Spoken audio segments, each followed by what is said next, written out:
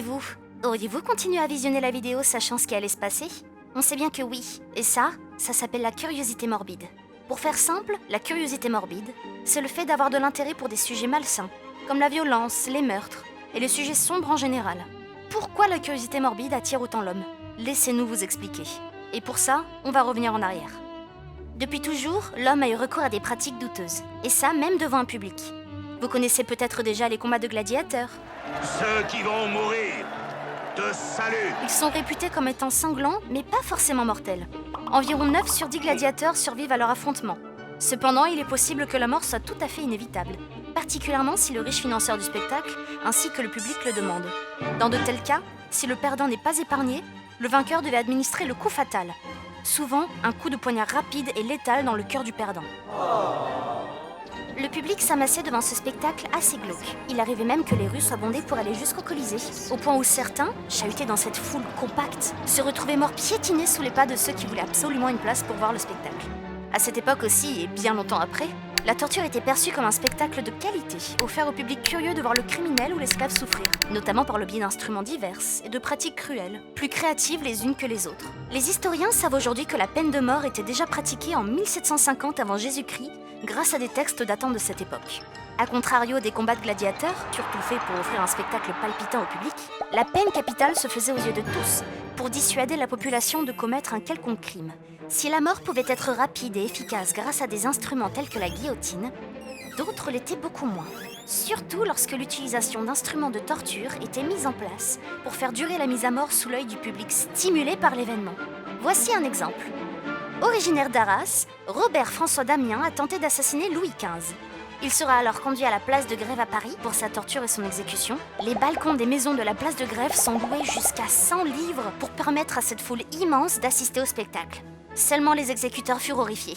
Après s'être fait torturer de plusieurs manières, le dernier supplice de l'écartèlement dura 20 minutes à cause du corps robuste de l'accusé. Certains bourreaux cesseront définitivement leur métier tant le traumatisme fut important pour eux.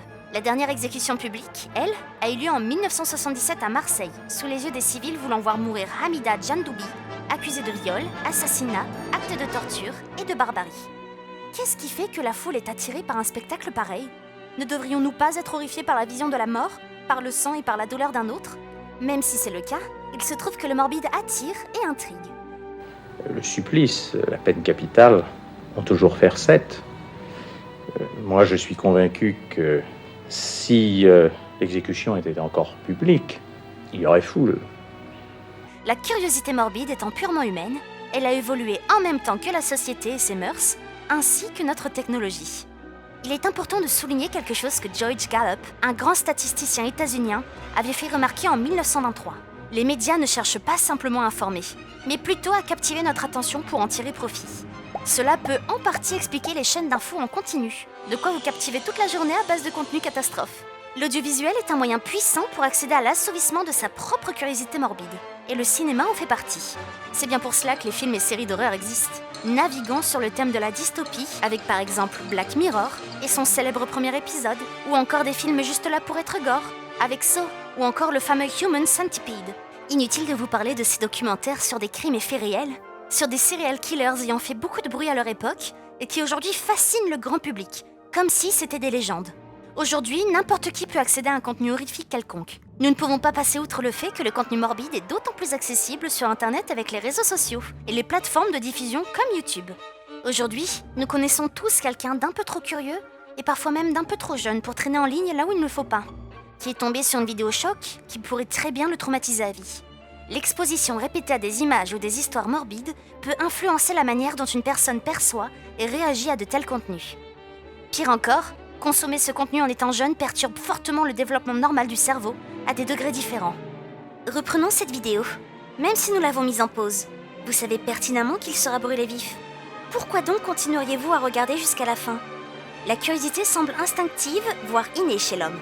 Certains psychologues soutiennent que l'attraction pour le morbide fait partie intégrante de la nature humaine et pourrait être liée à un instinct de survie. Elle semble également découler de la recherche de sensations fortes et d'une envie de braver les tabous et l'interdit. Gardons à l'esprit qu'une fois que nous avons vu l'horreur, nous ne pouvons l'oublier. Cela ne nous empêche pas forcément de recommencer. Il est impératif de reconnaître les frontières éthiques et morales qui délimitent cette envie. La fascination excessive pour les aspects sombres de la vie peut entraîner des conséquences néfastes, tant sur le plan émotionnel que psychologique. Certaines images restent à tout jamais dans les esprits et viennent marquer, voire traumatiser à vie les personnes qui se sont aventurées trop loin dans les profondeurs de cette curiosité morbide. Alors faites attention à vous. C'est ce qui me fait dire aussi que la pire horreur dans tout ce qu'on peut imaginer, c'est l'humain. Ouais, vraiment. Pour les gens qui ont la curiosité un peu morbide, Félix rappelle souvent dans ses vidéos aussi, on regrette très souvent.